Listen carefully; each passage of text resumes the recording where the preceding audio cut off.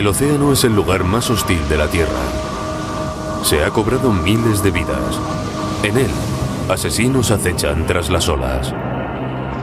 Los tiburones aparecían de repente en el agua, entonces escuchábamos gritar a alguien y eso indicaba la inminente muerte de esa persona. Uno puede morir congelado en el agua. Los primeros empezaban a morir de hipotermia y no tenían ninguna posibilidad de supervivencia. El océano es también un campo de batalla. La única forma de impedir que alcanzaran tu barco era derribarles, pero de todos modos te alcanzaban igualmente. Solo sobreviven los que tienen suerte y los valientes.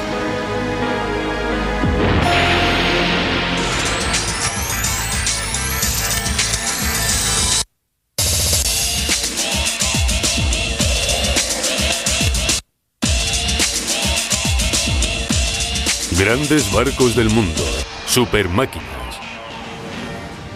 aguas peligrosas.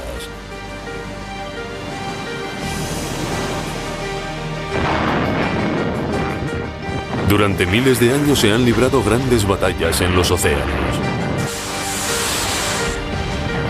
Si se tiene el control del mar, se controla la tierra. Hoy día, el navío más grande y devastador es el portaaviones.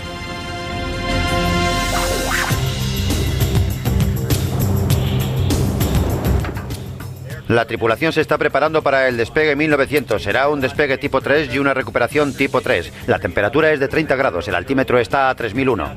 Todo el personal que no participe en las operaciones de vuelo abandonen inmediatamente la cubierta de vuelo y la zona de despegue. El resto debe ponerse el uniforme de vuelo. Pónganse los cascos y ciérrenlos. Pónganse las gafas. Disponen de un visor para las operaciones de esta noche. Por favor, inicien maniobra de despegue. Comprueben que el chaleco de vuelo esté atado. Comprueben sus bolsillos. Asegúrense de que tienen todo el equipo disponible. Comprueben los paneles de vuelo, instrumentos y todo el material de cubierta. Arranquen los motores. Inicien el despegue.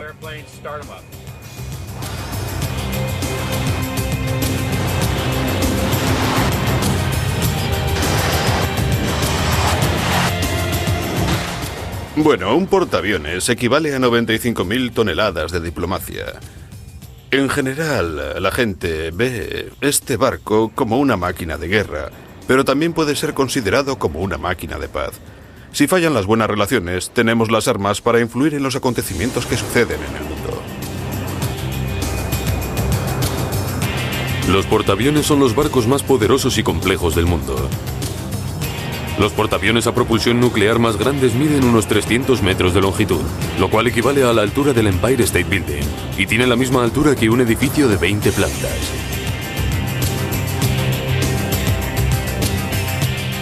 Es mucho más que un barco. Es un aeropuerto móvil con sus propias fuerzas aéreas.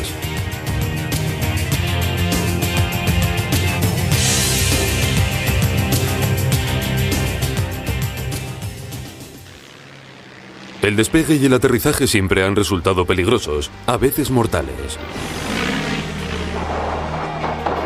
Pero tras muchas pruebas de ensayo y error, los portaaviones estaban preparados para escribir una página de la historia. En 1941, portaaviones japoneses fueron utilizados como base de despegue de los bombarderos que atacaron Pearl Harbor.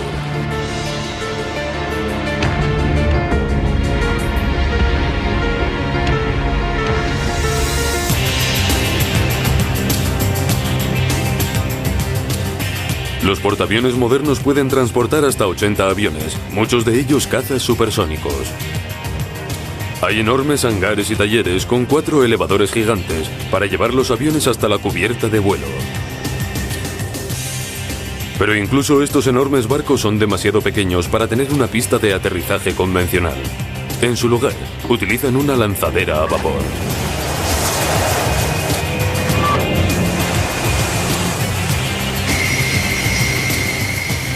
Lanzan los aviones de 0 a 240 km por hora en 1,5 segundos.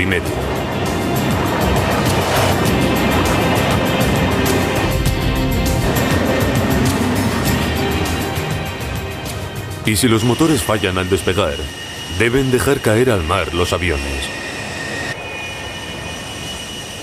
Estos pilotos han tenido suerte.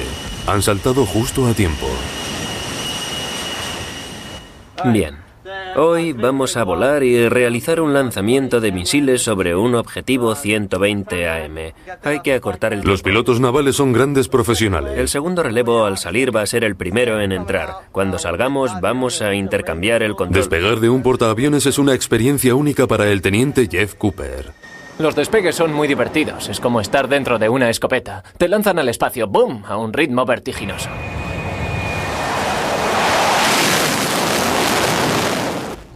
De hecho, en 1,5 segundos pasas de 0 a 240 kilómetros por hora.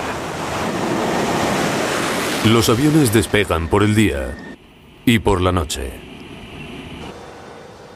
Los despegues nocturnos son diferentes, no puedes ver. Tan pronto como abandonas la cubierta de vuelo, todas las luces que te rodeaban en el barco desaparecen.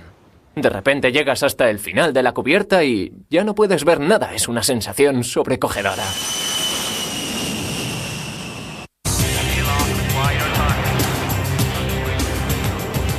Los cazas transportan armas sofisticadas capaces de destruir objetivos en el aire, el mar y la tierra.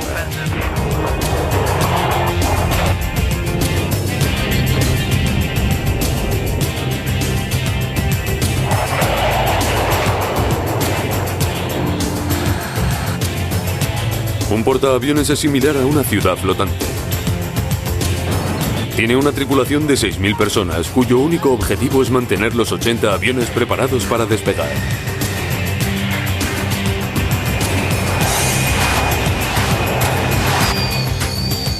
Trabajar aquí es extremadamente peligroso. Los aviones despegan y aterrizan tan solo a unos pocos metros de la tripulación de tierra.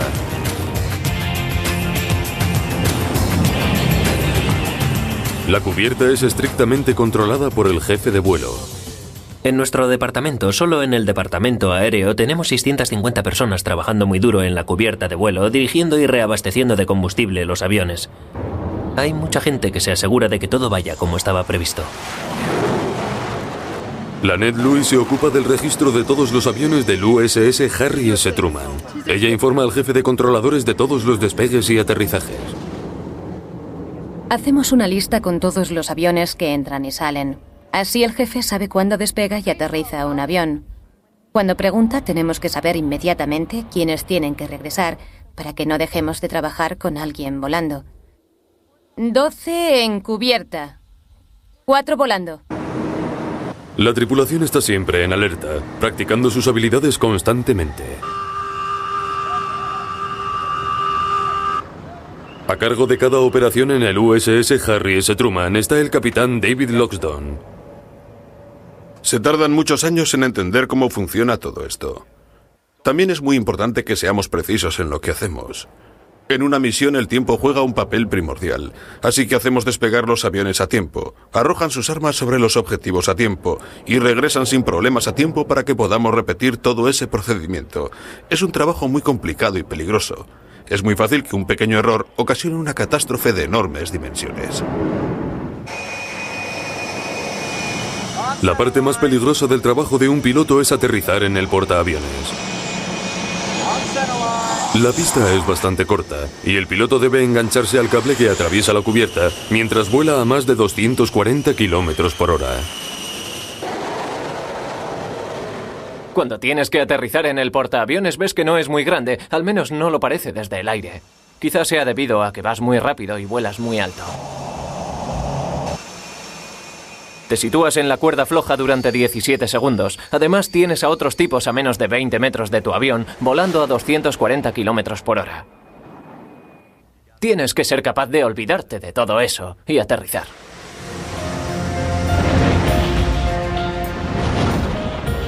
Durante la Segunda Guerra Mundial, los pilotos solían regresar de las misiones exhaustos y con sus aviones seriamente dañados.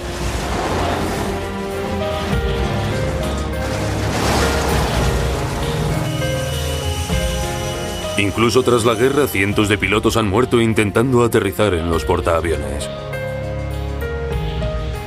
Este avión volcó hacia un lado, y a pesar de los desesperados intentos por salvarle, el piloto se ahogó en su cabina. Hoy día los pilotos son guiados a través de complejos sistemas electrónicos y un equipo de expertos controladores.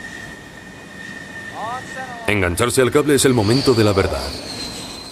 Cuando aterrizan los aviones vuelan a máxima potencia por si fallan al enganchar el cable, ya que así pueden remontar el vuelo otra vez. Si redujeran la potencia, el avión no tendría la suficiente velocidad. Si no consiguiese enganchar el cable para volver a elevarse, acabaría en el agua. Si no lo consiguen, tienen unos segundos para reaccionar. La primera vez que fallé al enganchar el cable me vi salir disparado por el otro lado, intentando elevarme hacia el cielo otra vez. Seguí adelante y accioné el dispositivo de poscombustión porque estaba aterrorizado. Así que de un momento a otro pasas de pensar, bien, voy a aterrizar enseguida, oh cielos, tengo que intentarlo de nuevo. Los portaaviones siempre están preparados para entrar en acción, patrullando las aguas de todo el mundo.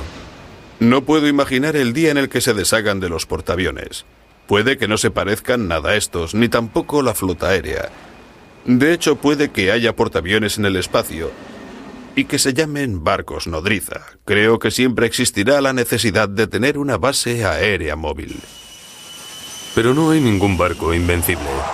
Incluso los portaaviones son vulnerables a los temibles ataques de los pilotos suicidas.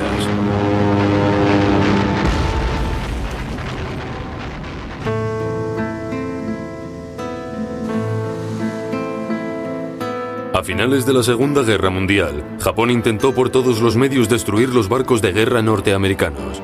Así que crearon la fuerza militar más destructiva que ha existido jamás, los kamikazes. Sus aviones volaban cargados de explosivos. Era un viaje de ida.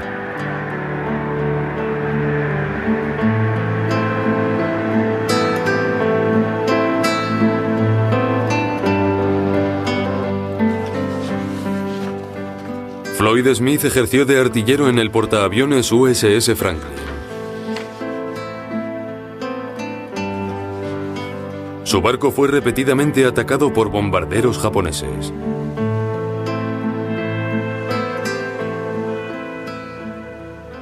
Personalmente pasé mucho miedo. No miedo de morir, solo quería proteger mi hogar. Esa es la actitud que adoptamos. Queríamos salvar el barco. Era nuestra casa. Había que proteger el barco por todos los medios posibles. En octubre de 1944, el USS Franklin estaba cerca de las Islas Filipinas, cuando localizaron bombarderos kamikazes acercándose al barco. Miré hacia arriba, a unos 6.000 o 9.000 metros, y vi unos 6 bombarderos japoneses. El sol se reflejaba en ellos y brillaban. Ese fue el momento en el que empezamos a dispararles. La única forma de impedir que se estrellaran contra el barco era derribarles. Pero de todos modos lo hacían igualmente, porque esa era la razón por la que habían venido. Podían hacer más daño al ejército enemigo en 5 minutos que una batalla naval en varias horas. Y eso es lo que hacían.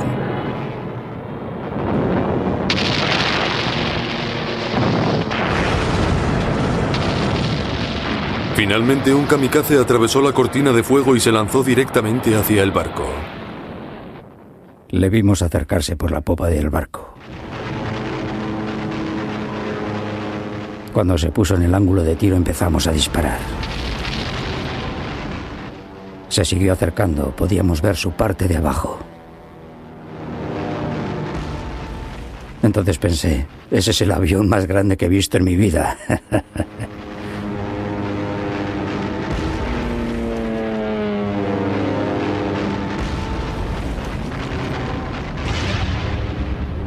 Cuando se estrelló contra la cubierta de vuelo, las llamas alcanzaron nuestros cañones y nos quemaron a mi compañero y a mí. El avión se estrelló contra la cubierta de vuelo matando a 52 hombres.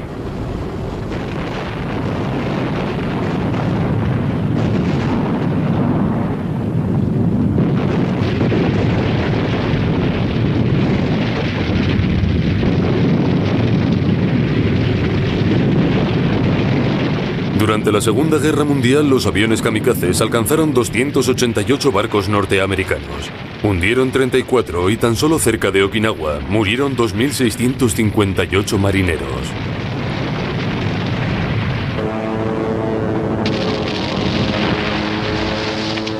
El El USS Franklin fue reparado, pero en marzo de 1945 sufrió un nuevo ataque, esta vez de bombarderos japoneses. El 19 de marzo, un avión japonés consiguió atravesar las líneas enemigas y dejó caer 2 bombas sobre la cubierta.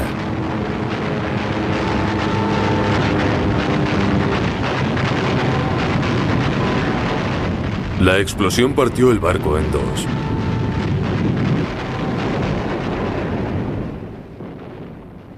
Todo lo que estaba a bordo empezó a saltar por los aires: gasolina, aviones.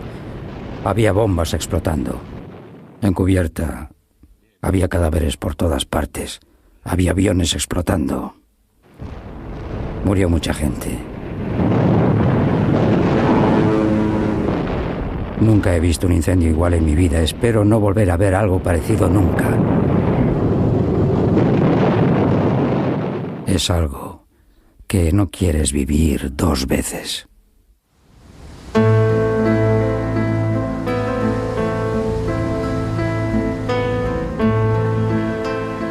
El Franklin empezó a volcar. Los equipos de salvamento inundaron los compartimentos al otro lado del barco e impidieron que volcara.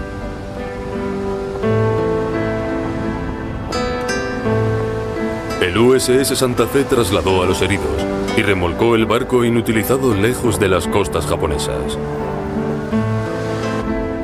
Durante el bombardeo murieron 724 hombres a bordo del Franklin. A pesar de los serios daños sufridos, consiguió llegar a Nueva York. Floyd Smith tuvo la suerte de sobrevivir. Me viene constantemente a la memoria. Pasé buenos momentos y también muy malos. Son recuerdos que conservas toda la vida. Nunca los olvidas.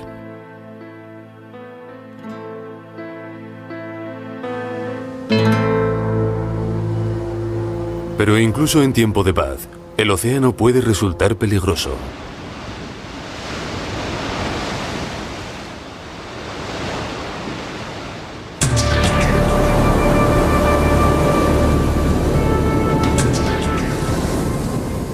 El mar es la madre de los marineros. Le respetas, le escuchas, pero si le retas, entonces pierdes.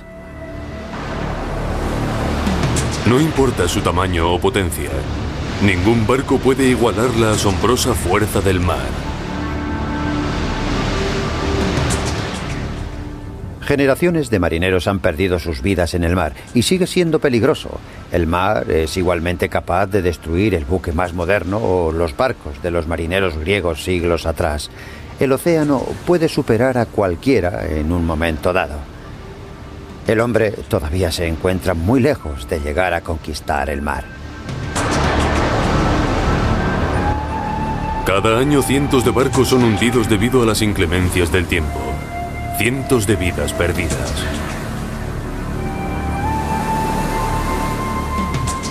Las bajas podrían ser mayores si no fuera por el esfuerzo de los guardacostas de los Estados Unidos, quienes arriesgan sus vidas para salvar a otros. Para ser eficaces, primero deben entender y respetar el poder del mar.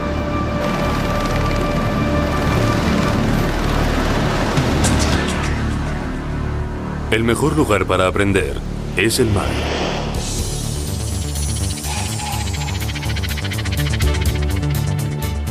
Todos los veranos, cada nuevo cadete de la Academia de Guardacostas debe pasar 5 días a bordo de la corbeta Eagle para aprender unos conocimientos básicos de navegación. El Eagle mide 90 metros de longitud. Fue construido en 1936 por los astilleros alemanes Blohm & Voss y utilizado por la Marina alemana para entrenar a sus cadetes. Tras la Segunda Guerra Mundial regalaron el Eagle a los guardacostas norteamericanos como trofeo de guerra y ha sido el lugar de entrenamiento para los cadetes norteamericanos desde entonces. Los cadetes de este año están a punto de embarcarse en la aventura de su vida. Entre ellos se encuentran Elaine Serry y Michelle Miller, cadetes del primer año tradicionalmente conocidos como novatos. Yo soy de Detroit, Michigan, y desde que puedo recordar la academia ha sido el sueño de toda mi vida. y ver a los guardacostas cómo realizan labores de rescate y cómo ayudan a la gente que se encuentra en apuros. La cadete Miller ha pasado gran parte de su juventud navegando, pero es la primera vez que la cadete Serry tiene contacto con el mar. Estoy aterrorizada. Es la primera vez que navego. No sé nada de navegación, pero he venido aquí a aprender. Estos cadetes pasarán sus vidas en modernos barcos y aviones. Pero antes de eso, tienen que entrenarse en barcos más convencionales como el Eagle.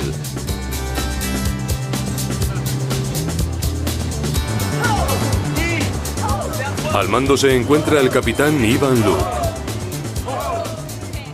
Entrenamos a los cadetes en barcos de vela y no en navíos a motor porque no hay una forma mejor de entrenar en contacto con el mar, aprendiendo los conocimientos básicos sobre el viento, olas y navegación. Pero lo más importante es que no hay un mejor laboratorio para aprender técnicas de liderazgo, para forjar el carácter y para ampliar horizontes personales.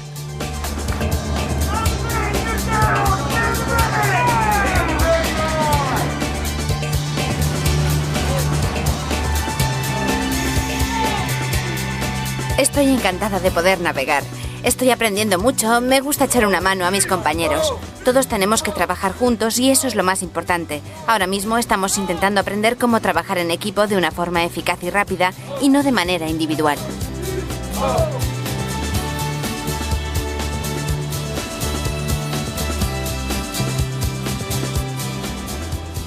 Esta es la forma en la que Dios quiso que las personas viajaran alrededor del mundo. Utilizamos el viento que Él nos da y prescindimos de este maldito motor diésel que contamina el aire. Hace ruido. Esto es espectacular. Hay unos 1.950 metros cuadrados de velamen y 8 kilómetros de aparejos. A toda vela, el Eagle puede alcanzar 17 nudos de velocidad.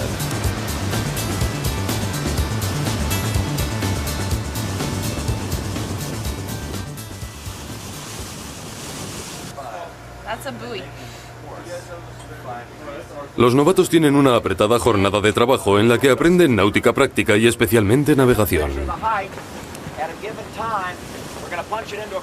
Aunque los más modernos sistemas de navegación se controlan electrónicamente mediante satélites, los cadetes deben aprender a navegar utilizando la herramienta tradicional, el sextante. Funciona accionando esta pieza que tiene números que os enseñaremos a leer. Si nuestros alumnos van a trabajar con profesionales de la Marina, una de las cosas que necesitarán es un nivel de credibilidad profesional. Estas son habilidades básicas que necesitan aprender los marinos cualificados de todo el mundo.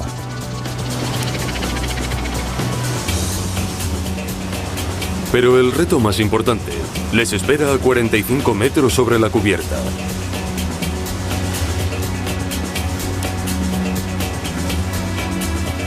El cadete de tercer año, Jeff Owens, va a llevar a las novatas Miller y Serry a lo más alto del mástil. Quitaos los relojes, anillos, comprobad vuestros bolsillos. Todo Sí, está señor. asegurado al acollador. Sí, señor. ¿Listas? Sí, señor. Vamos. Bien, tomáoslo con calma. No vayáis muy rápido, con suavidad. Bien. ¿Qué tal os va por ahí? Algunos están asustados, pero es una prueba que tienen que pasar a bordo del Eagle y superarla para poder decir, lo hice, sabía que podía hacerlo. Es una especie de obstáculo similar a traspasar el umbral de la Academia de Guardacostas. El listón está muy alto. Vamos. Cuando llegas a lo alto y miras alrededor, ves que no estás sola y que hay otra gente allí arriba contigo. Miras a tu alrededor y ves este gran océano del que ya formas parte. Estás navegando, estás allí arriba mirando al mar. Es una experiencia asombrosa de la cual formas parte.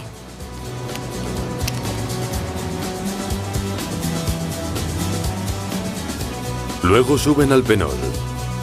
Allí no hay redes de seguridad. Sujetaos bien, ¿de acuerdo? Sí, señor. Mirad bien dónde ponéis el pie.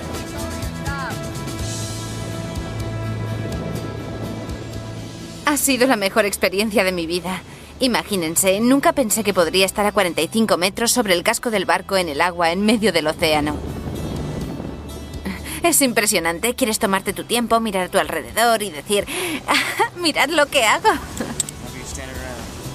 La verdad es que nunca he pasado tanto miedo. Subir allí arriba y saber que estás tan alto, a 45 metros de altura, y saber que lo único que te sujeta son tus manos y tus pies, y quizá un pequeño enganche aquí y allí. Ya saben, a veces quieres dejarlo o quieres bajar de allí. Si buscas dentro de ti, buscas las fuerzas para seguir adelante. Quise abandonar, quería bajar, pero al final lo conseguí.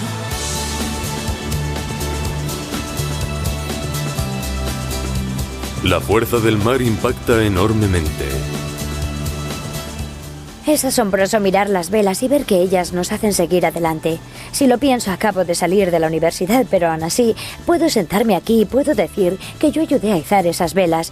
De alguna forma sé lo que estoy haciendo comparado con quienes jamás se han encontrado en esta misma situación. El mar inspira a generaciones de cadetes. Es increíble. No pensé que pudiera ser tan azul. Pensé que sería negro o azul y es increíble. Puedes ver las crestas de las olas, puedes ver delfines. Hay muchas cosas que das por hechas cuando estás en tierra.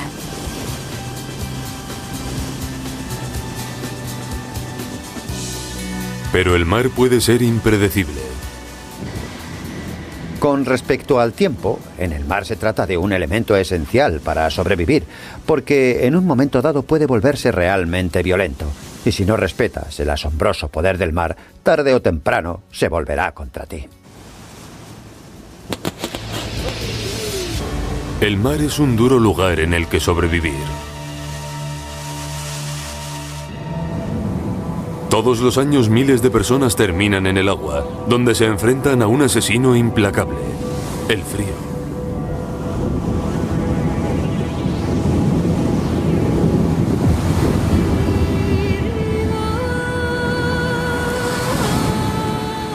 Cuando se hundió el Titanic, el frío mar se cobró las vidas de 1.503 personas. Aquella noche la temperatura del mar era de 4 grados por debajo del punto de congelación.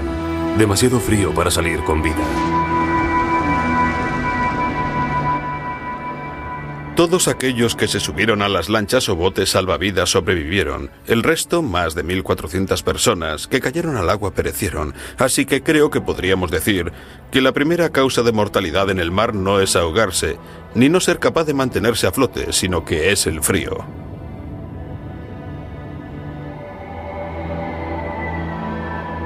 La mano derecha tiene un pulso de 59,9. El profesor Mike Tipton es un experto en cómo sobrevivir a bajas temperaturas. Cuando leemos sobre un prolongado rescate en lanchas salvavidas o en el agua, casi inevitablemente verán que se trata de un rescate en aguas cálidas, porque tan pronto como la temperatura del agua se enfría, el peligro de congelación y de hipotermia te impide sobrevivir durante mucho tiempo. Comenzaré la cuenta atrás y empezamos. El profesor Tipton está llevando a cabo un experimento para averiguar cómo afecta el agua fría a nuestra fuerza y destreza. De acuerdo, muy bien, has estado 24 segundos. Sumergen al voluntario John Brooks en el agua, que ha sido enfriada a 15 grados centígrados, que es todavía 31 grados más caliente que la del océano cuando se hundió el Titanic.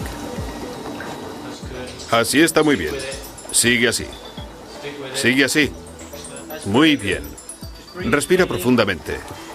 Tranquilo. Tranquilízate, John. Su primera reacción es traumática. Cuando te sumerges en el agua por primera vez, la temperatura de la piel sufre una bajada repentina y marca el inicio de la respuesta traumática al frío, y en realidad las reacciones más peligrosas son los jadeos repentinos. Se toma mucho aire a la vez. Ese ritmo respiratorio es incontrolable, así que en el caso de tener la cabeza bajo el agua, o si una ola te cubre, esa gran inspiración hará que entre mucha agua en los pulmones, y solo hace falta tragar alrededor de 1,5 litros para acabar ahogado. No se puede controlar el ritmo respiratorio, lo único que haces es jadear para que entre el aire en los pulmones. Estás hiperventilando muy rápido. Bueno, ¿qué tal, Claire? La temperatura corporal es de 36,9. También existe el riesgo de sufrir un ataque al corazón. Todo el sistema periférico del cuerpo se está cerrando y enviando sangre al sistema central, y al mismo tiempo el corazón late más deprisa. Para una persona joven y saludable como John ese no es un gran problema, pero para alguien de mayor edad, un poco menos en forma, y que quizá tenga una enfermedad cardiovascular, ese repentino aumento de flujo sanguíneo puede ocasionar un ataque al corazón. John ha permanecido en el agua durante 10 minutos. Está fría, muy fría. Estoy temblando de frío y siento dolor en las extremidades. En los dedos de las manos y en los dedos de los pies. Tengo mucho frío. Pero un hombre permaneció en aguas mucho más frías durante 6 horas.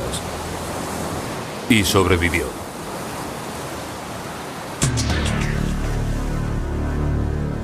Paul Barney estaba viajando en el ferry Estonia que cruzaba el mar Báltico, cuando unas olas gigantescas hicieron pedazos la proa del barco. El Estonia empezó a hundirse en mitad de la noche. Paul Barney y otros 15 pasajeros se las arreglaron para subirse a una lancha salvavidas. El agua estaba a 11 grados centígrados. La esperanza de vida, 2 horas y media.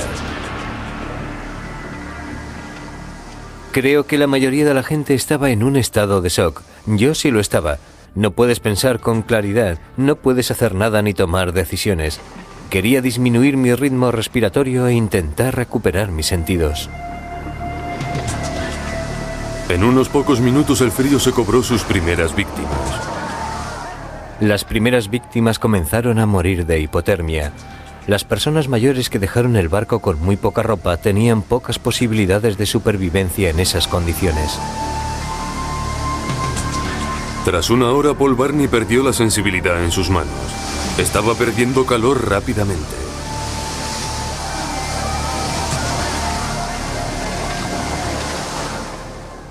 Estaba empezando a sufrir hipotermia.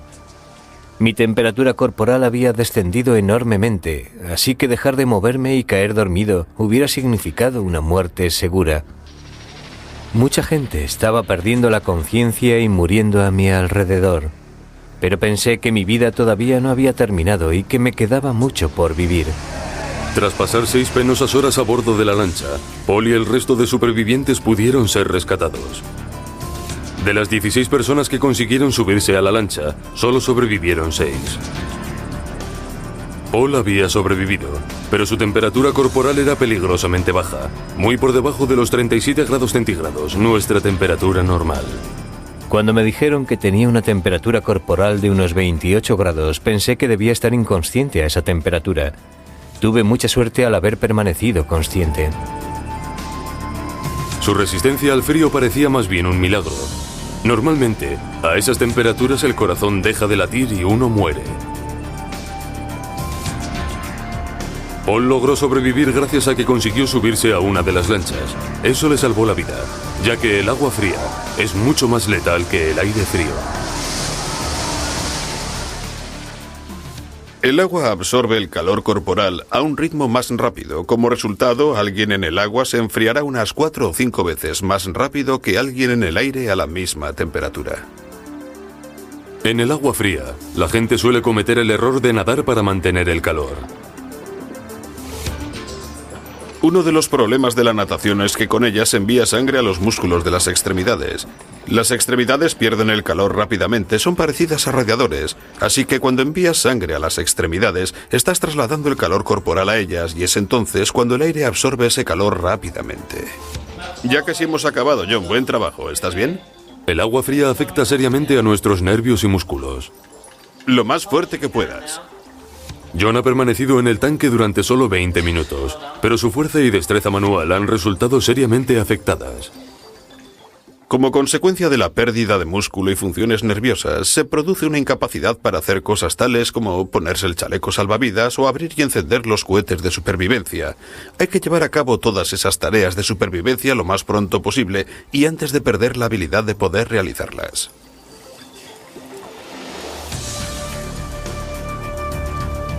Pero incluso en aguas cálidas sigue habiendo peligros. Solemos decir que si se está en el agua por debajo de los 25 grados centígrados, el mayor problema es el frío. Y que cuando se está en el agua por encima de los 25 grados centígrados, el principal problema pasa a ser el tiburón.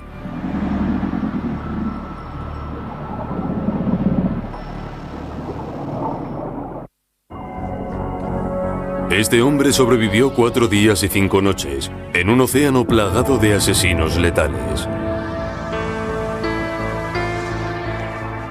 Harlan Toivoll viajaba a bordo del buque USS Indianapolis cuando fue hundido a finales de la Segunda Guerra Mundial.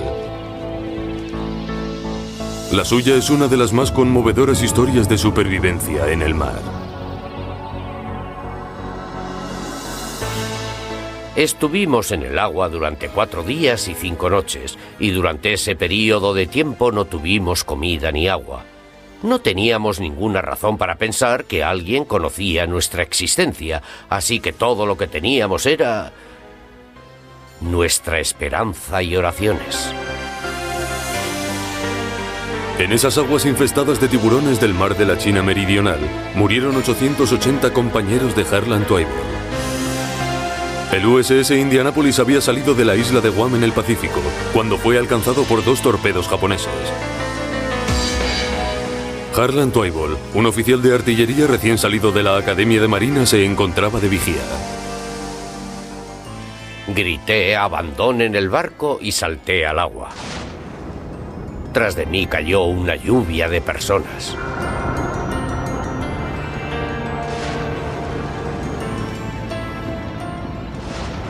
Sospecho que la mayoría de esos jóvenes estaban tan asustados como yo. La verdad es que yo estaba aterrorizado. Pero sabía perfectamente lo que le iba a pasar al barco, iba a hundirse. Así que grité a mis compañeros, alejaos del barco, porque sabía que podía atraparnos debajo. En menos de 12 minutos el barco se había hundido. Había unos 1000 hombres en el agua. Todo el mundo estaba herido. Parecía que la metralla había alcanzado a toda la tripulación del barco. Vi a gente ayudar a otros cuando ellos mismos no se encontraban bien. Vi a gente sostener a otros cuando ellos mismos estaban muriendo. Vi a gente abandonar la red para ir a rescatar a sus amigos que se habían soltado. Habían perdido la razón y estaban alucinando. Vi una grandeza que no he vuelto a ver en mi vida. Si me pidieran pensar en un momento en el que el hombre demostró amar a su prójimo, ese fue el momento. No tenían comida ni agua, pero se enfrentaron a un peligro mayor: los tiburones.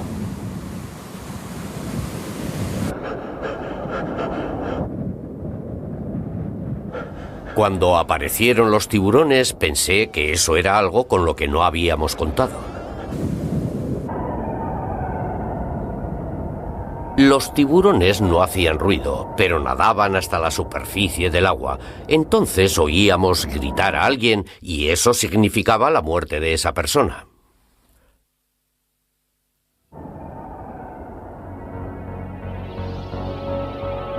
Había una multitud de tiburones. No solo se trataba de uno, sino que acudían en grupo, probablemente cientos.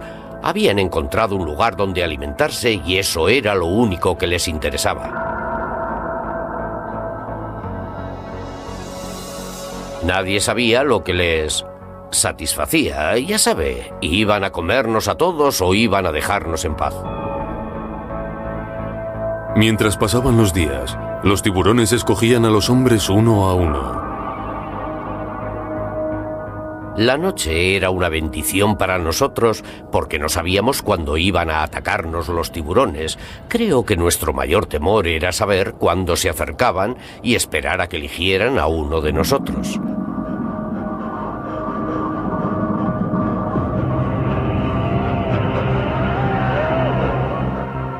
Este temor permaneció con nosotros los 4 días y las 5 noches. Finalmente, un hidroavión Catalina localizó a los hombres en el agua. Harlan hizo una señal al piloto con un pequeño espejo, y 2 barcos se desplazaron hasta allí para recoger a los supervivientes. Cuando por fin me sacaron del agua, mi chaleco salvavidas estaba tan lleno de agua que ésta me llegaba hasta la barbilla, así que no podría haber aguantado mucho tiempo más, pero nunca pensé que iba a morir. De los 1.197 tripulantes del Indianápolis, solo sobrevivieron 317. Harlan Twible nunca olvidará el sacrificio que hicieron sus compañeros. Dieron su futuro para que nosotros tuviéramos un presente, y para ello dieron sus vidas por nosotros. Mi tripulación resultó ser un gran donante de vida.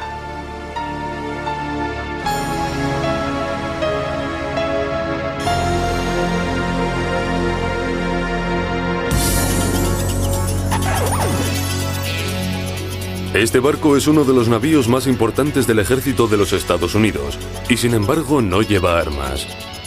Navega hacia el centro de la acción, pero no lleva defensas.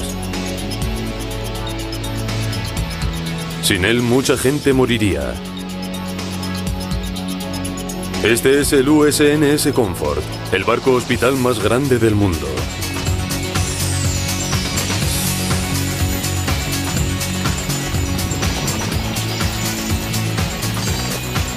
Anclado a 16 kilómetros de la costa de Carolina del Norte, el Comfort está realizando maniobras militares con unos 18.000 soldados de las Fuerzas Armadas.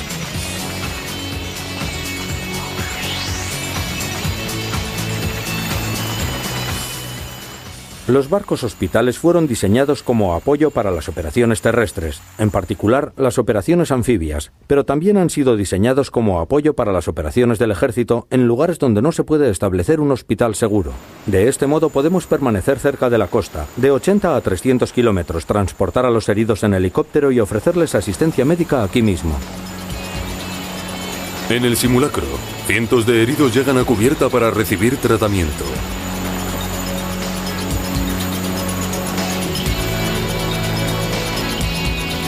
Aunque este solo sea un ejercicio, se registra a cada herido para buscar armas. Estas maniobras están diseñadas para simular un escenario en tiempos de guerra y ser lo más realista posible. Todos los pacientes pasan por los mismos trámites que en un servicio de urgencias. Hemos intentado crear muchas de las situaciones a las que nos enfrentaríamos en un escenario de guerra con el barco hospital estacionado cerca de la costa. Me llamo Jessica. ¿Cómo se encuentra? ¿Cómo se llama? En cuanto llegan al barco se hace un diagnóstico sobre la gravedad de las lesiones. ¿Qué ha ocurrido? ¿Qué estaba haciendo? Di una vuelta de campana. ¿Le duele algo más? ¿Puede sentir las manos? ¿El tórax? Bien, el lado derecho. Tenemos que llevarle a la sala de operaciones. Los heridos son trasladados a la cubierta principal, a la sala de operaciones, donde un personal de 100 médicos y enfermeras están dispuestos a salvarles la vida.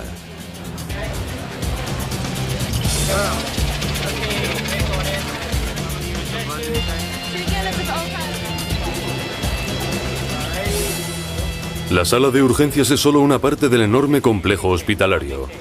Bajo las cubiertas se encuentran 4 unidades de cuidados intensivos, 15 salas, 1000 camas y 10 máquinas de rayos X. Este es el 7º hospital más grande de los Estados Unidos. Tenemos cirujanos generales, cirujanos de urgencias, varias unidades de cuidados intensivos, anestesistas, terapia respiratoria, angiografía, unidades de radiología y todo el personal que puede encontrar en cualquier gran hospital. Incluso dispone de un escáner para diagnosticar las lesiones internas. Y hay 12 salas de operaciones. Los pacientes y todo el instrumental deben ser asegurados con cuerdas durante el mal tiempo. Las salas de operaciones están situadas en la zona central de la cubierta donde hay menos movimiento. Allí podemos sujetar las mesas y a los cirujanos para que puedan realizar operaciones delicadas incluso en medio de una tormenta o un fuerte oleaje. El capitán del USNS Comfort es Richard Cicchetti. Originariamente el barco Hospital Comfort fue un superpetrolero construido en 1975 en California. Realizó labores para la industria petrolera durante 8 años. Se quedó fuera de servicio y el gobierno lo compró y reconvirtió en 1987. Lo que hicieron fue retirar la cubierta principal del barco, como si se tratara de una lata de sardinas, e insertar módulos previamente ensamblados dentro del casco del barco, y luego volvieron a colocar la tapa. El Comfort puede llegar hasta el corazón de la batalla y sin embargo atender a los heridos de forma segura. La experiencia que hemos tenido en lugares como el Golfo y Somalia, donde hay fuertes vientos que levantan mucha arena, polvo y suciedad, es que estas condiciones ponen en peligro la esterilidad de los instrumentos y equipos de operaciones. Así que con el barco hospital aquí podemos trasladar a los pacientes desde el campo de batalla, limpiarles las heridas y colocarles dentro del mismo ambiente del que disfrutarían en cualquier hospital de una gran ciudad, y reducir así el riesgo de infecciones y acortar el periodo de recuperación, y si es necesario,